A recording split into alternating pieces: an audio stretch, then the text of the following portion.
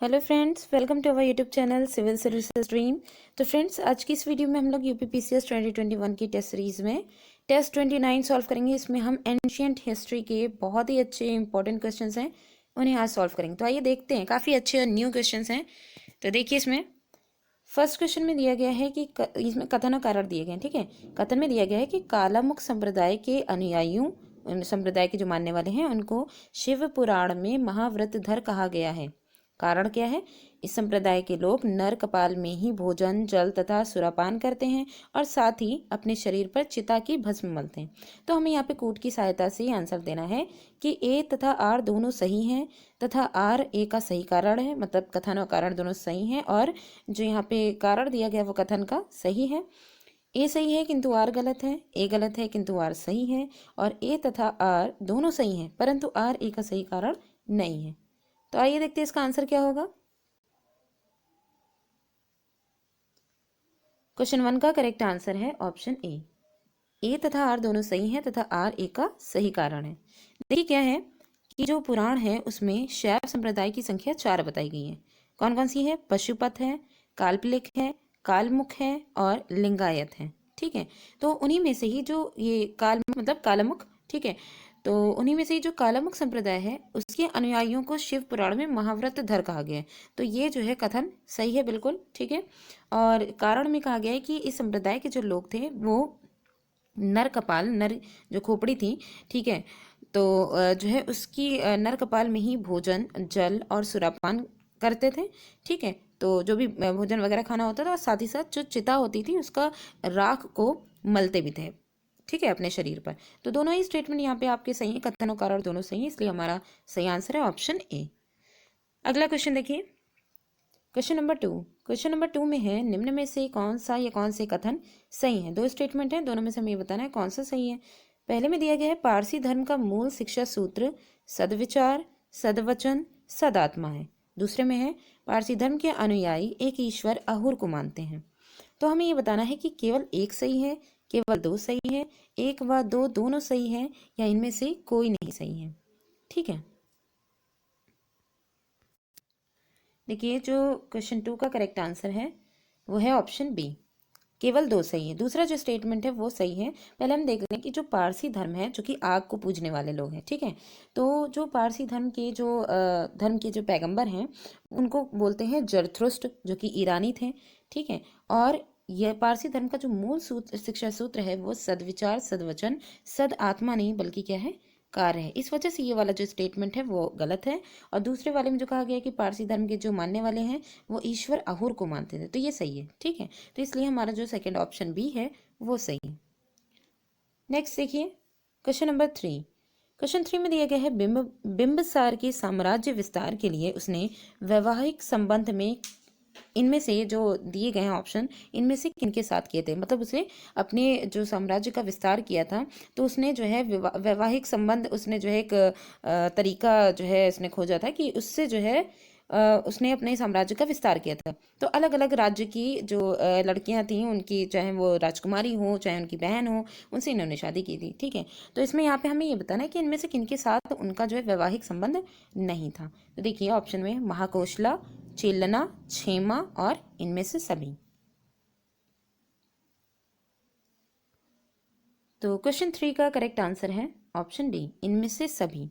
देखिए यहाँ पे जो कौशल नरेश प्रसेनजित की जो बहन है वो महाकोशला है, जिनके साथ इनका वैवाहिक संबंध था। ठीक है, दूसरी यहाँ पे है वैशाली के चेटक की पुत्री चेलना, और पंजाब की जो राजकुमारी है क्षेमा, ठीक है, उनसे शादी की इन्होंने वैवाहिक संबंध की नीति अपना करके अपने साम्राज्य का विस्तार किया था। तो हमारा करेक्ट आंसर क्वेश्चन 3 का ऑप्शन डी है। आगे देखिए, नेक्स्ट क्वेश्चन में है क्वेश्चन नंबर 4 में कि सिकंदर का पंजाब के शासक पोरस के साथ हुआ जो युद्ध वो किस नाम से जाना जाता है? ऑप्शन है अरबेला का युद्ध, पोरस सिकंदर युद्ध, हाइडस पीस युद्ध, या इनमें से कोई नहीं।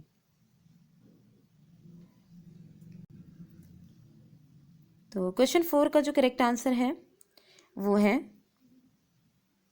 ऑप्शन सी, हाइडस पीस युद्ध। देखिए, ये जो हाइडेस्पीस युद्ध है इसे झेलम का युद्ध भी कहा जाता है, क्योंकि ये लड़ाई झेलम नदी पर लड़ी गई थी। ठीक है, तो इसे झेलम का युद्ध भी कहा जाता है। सिकंदर का जो पंजाब की शासक पोरस के साथ युद्ध हुआ था वो हाइडेस्पीस युद्ध कहलाया जाता है। ठीक है, आगे देखिए क्वेश्चन नंबर 5। क्वेश्चन 5 में दिया गया निम्न में से कौन सा कथन सही नहीं है। तो देखिए ऑप्शन में दिया गया है, चोल काल में कलंजू सोने के सिक्के थे, यानी सोने के सिक्कों को कलंजू कहते थे। सेकंड में है पंप, पोन और रन्न, ये कन्नड़ साहित्य के त्रिय रत्न माने जाते हैं। चोल काल का सबसे महत्वपूर्ण बंदरगाह कावेरी पट्टनम था। और तनियर चोल काल की बागान समिति थी। तो इसमें कौन सा स्टेटमेंट जो है वो सही नहीं है। तो क्वेश्चन 5 का करेक्ट आंसर है ऑप्शन डी, तनियर चोल काल की बागान समिति थी। तो ये स्टेटमेंट गलत है, क्योंकि तनियर जो है वो एक बहुत बड़ा गांव होता था जो एक इकाई के रूप में शासित किया जाता था। ठीक है, एक इकाई के रूप में जो भी गांव जो बड़ा सा एरिया गांव का होता था उसे उस पर जो शासन किया जाता था उसको तनियर कहा जाता है। ठीक है, तो यही वाला स्टेटमेंट गलत है। बाकी यहाँ पे चोल काल में जो सोने के सिक्के होते थे उनको कलंजू कहते थे। पन, पोन और रन कन्नड़ साहित्य के ये त्रिरत्न माने जाते हैं। और चोल काल का सबसे महत्वपूर्ण बंदरगाह कावेरी पट्टनम था। ठीक है, नेक्स्ट क्वेश्चन देखिए, क्वेश्चन नंबर 6। क्वेश्चन 6 में है, कलचुरी वंश का वह कौन सा शक्तिशाली शासक जिसने विक्रमादित्य की उपाधि धारण की थी। ऑप्शन हैं राजशेखर, कोक्कल, गांगेयदेव या इनमें से कोई नहीं।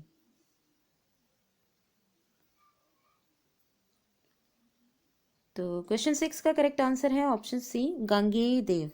देखिए, जो गांगेयदेव हैं वो एक विस्तृत साम्राज्य का ये शासक बना, और इस साथ ही साथ इसने महाधिराज, परमेश्वर, महामंडलेश्वर जैसी उच्च सम्मानजनक सम्मानपरक उपाधियों को इसने ग्रहण किया।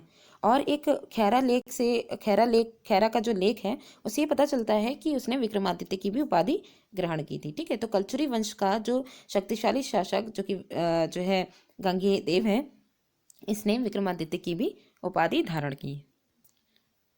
नेक्स्ट क्वेश्चन देखिए, क्वेश्चन नंबर 7। इसमें है, सूची 1 को सूची 2 से सुमेलित कीजिए तथा कूट की सहायता से उत्तर दीजिए। सूची 1 में वंश दिए गए हैं, सूची 2 में इनके संस्थापक दिए गए। तो देखिए, वंश में काकतीय वंश, गंग वंश, कदम्ब वंश और सेन वंश। संस्थापक इनके हैं मयूर शर्मन, सामंत सेन, बेद प्रथम और ब्रजहस्त पंचम। कूट की सहायता से हमें इसका आंसर देना। तो देखिए, क्वेश्चन 7 का करेक्ट आंसर है ऑप्शन ए, 3 4 1 2। एक बार मैच करके देख लेते हैं। यहाँ पे जो पहला वाला दिया गया है काकतीय वंश। ठीक है, काकतीय वंश जो है इनके जो संस्थापक थे, काकतीय वंश के जो संस्थापक है वो हैं बेद प्रथम। ठीक है, और फिर इसके बाद नेक्स्ट में देखिए गंगवंश। गंगवंश के जो संस्थापक है वो हैं ब्रजहस्त पंचम। देखिए, इनके बारे में एक चीज़ हम जान लें कि जो गंगवंश है इसका अगर ऑप्शन में ये दिया जाए माधव प्रथम, ठीक है, तो माधव प्रथम दिया जाएगा तो हम पहले माधव प्रथम को ही लगाएंगे, क्योंकि जो शुरुआत की थी गंगवंश की वो माधव प्रथम ने की थी। अच्छा, यहाँ पे ऑप्शन में ब्रजहस्त पंचम संस्थापक के रूप में आ रहे हैं, तो इनको सही इसलिए भी कहा जाएगा क्योंकि 5वीं शताब्दी में जब जो है शताब्दी के अंत तक के गंगवंश एकदम हल्का पड़ने लगा था, मतलब उसके खात्मे के करीब एकदम आ गया था। तो उस समय, ठीक है, तो उस समय ये जो ब्रजहस्त पंचम जो हैं इनके साथ ही इन्होंने ही इसमें जो भी इन्होंने काम किया उसके साथ ही फिर से इसका जो है उद्गम हुआ, फिर से उठा, जिसने सोमवंशी शासक कामदेव को हरा करके कलिंग पर गंगवंश का वर्चस्व फिर से पुनः स्थापित कर दिया था। तो इस वजह से जो है ब्रजहस्त पंचम को भी संस्थापक के रूप में मतलब इनका भी लिया जाता है अगर ऑप्शन में माधव प्रथम नहीं है तब। ठीक है, तो ये चीज़ तो हो गया गंगवंश के बारे में। आगे देखिए कदम्ब वंश जो है इसके संस्थापक है मयूर शर्मन, और सेन वंश के जो संस्थापक हैं वह है सामंत सेन। ठीक है, तो करेक्ट आंसर है हमारा क्वेश्चन 7 का ऑप्शन ए। नेक्स्ट क्वेश्चन देखिए, क्वेश्चन नंबर 8। क्वेश्चन 8 में है, गौड़ी रीति नामक साहित्यिक विद्या का विकास किन शासकों के समय में हुआ था। ऑप्शन हैं होयसल वंश, यादव वंश, राठौर शासकों या फिर पाल शासकों। क्वेश्चन 8 का करेक्ट आंसर है ऑप्शन डी, पाल शासकों। पाल शासकों के द्वारा गौड़ी रीति नामक साहित्यिक विद्या का विकास हुआ था, और जो पाल शासक थे ये बौद्ध धर्म के अनुयायी थे। ठीक है, अगला क्वेश्चन देखिए, क्वेश्चन नंबर 9।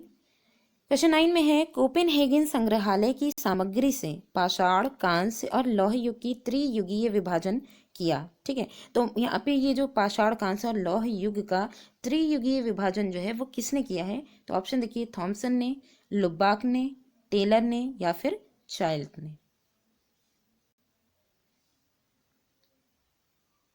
तो क्वेश्चन 9 का करेक्ट आंसर है ऑप्शन ए, थॉमसन ने। कोपेनहेगन संग्रहालय की सामग्री से जो पाषाण, कांस्य और लौह युग का त्रियुगीय विभाजन जो किया है वो थॉमसन ने किया है। ठीक है, नेक्स्ट एंड लास्ट क्वेश्चन देखिए, क्वेश्चन नंबर 10। क्वेश्चन 10 में है निम्नलिखित में से किन स्थानों से मध्यपाषाण काल में पशुपालन के प्रमाण मिले हैं? ऑप्शन है बोरी, औदे, बागोर और लखनिया।